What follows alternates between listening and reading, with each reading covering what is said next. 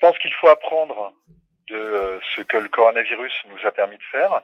Il y a un apprentissage de l'adaptabilité dans nos réactions à cette épidémie et une façon plus rapide de travailler entre les acteurs du soin et les directions, avec une confiance et un lien qui s'est renforcé entre les deux. L'autre point qui est aussi important, c'est qu'il y a eu un décloisonnement des prises en charge entre l'ambulatoire et l'hospitalier, qui sera utile pour prendre en charge les problèmes de santé, notamment liés au vieillissement. La question de la veille sanitaire et de ses moyens restera posée même après la crise, car il faut s'attendre à ce qu'il y ait de nouvelles maladies émergentes qui apparaissent. La grande chance de 2002-2003 avec le SARS-CoV-1, c'est qu'il ne se transmettait que lorsque les gens étaient très malades.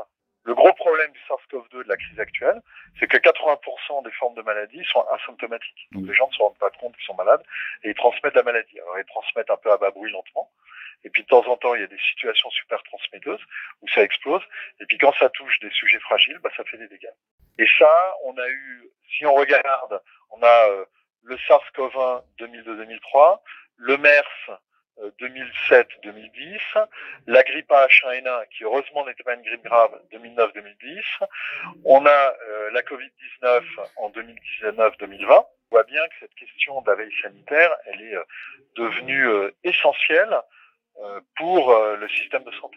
Voilà, autre point, il faudra que dans le système de santé, on soit beaucoup moins dépendant des modalités de fonctionnement de l'économie au niveau international et que l'on ait des capacités stratégique d'autoproduction. On a vu au printemps 2020 la crise des masques, la crise des anesthésiques, la crise du paracétamol.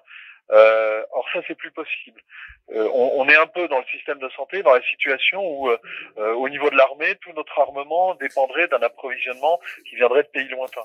Et là, il faut qu'on ait donc une politique de réinternalisation de nos productions de moyens de santé, en tout cas d'une grande partie d'entre eux, les équipements de protection industrielle, tout ce qui est l'oxygénation des patients à domicile ou dans les EHPAD, beaucoup de médicaments, les réactifs de test, puisque là aussi, au moment du déconfinement en mai 2020, on n'a pas pu tester comme il aurait été nécessaire parce qu'on n'avait pas assez de réactifs. Donc je pense qu'il y a tout un bilan à faire sur les productions stratégiques pour la survie du système de santé en situation de crise. Et l'aspect positif, c'est que ça va créer des emplois en France. Ça sera des productions sur lesquelles il y aura moins de pollution qu'en Chine, etc. Donc ce sera mieux pour l'environnement. Ça fera moins de transport inutile. Donc c'est quelque chose de bénéfique.